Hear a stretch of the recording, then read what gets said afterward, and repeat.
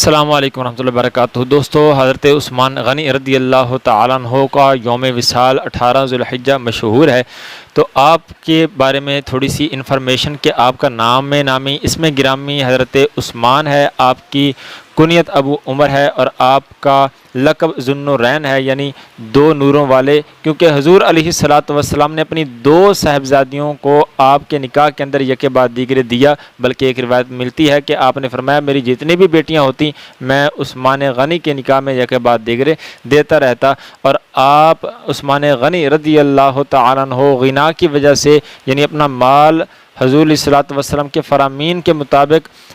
جنگوں کے لیے اور مسلمانوں کے لیے خرچ کرنے کی وجہ سے آپ کا لقب عثمان غنی پڑ گیا، اور آپ حیا کے پیکر تھے۔ حضور علیہ الصلاۃ والسلام نے فرمایا کہ میں اس عثمان سے کیوں نہ حیا کروں جس سے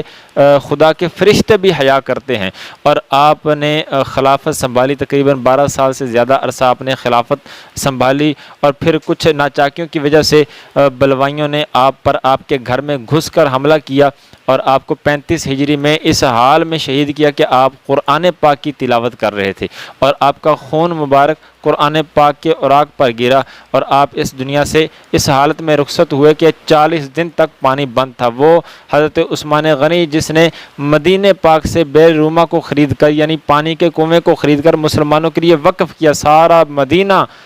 اس کنویں سے پانی پی رہا ہے، لیکن آپ پر اس مدینہ کے پانی کو بند کیا گیا۔ آپ کا مزار پر انوار حش کوکب جنت البقیع میں آپ اس وقت مدفن ہیں، اور 18 ذوالحجۃ الحرام کو ہر ایک مسلمان کے دل میں آپ کی یاد تازہ ہوتی ہے اور آپ کے لیے دعائیں کرتا ہے۔ فرمائے رب کریم اپنے نیک بندوں کے طریقوں پر چلنے کی توفیق عطا فرمائے، اور اللہ کریم ان نیک بندوں کے صدقے میں ہماری بخشش و مغفرت فرمائے۔ السلام علیکم ورحمۃ اللہ وبرکاتہ۔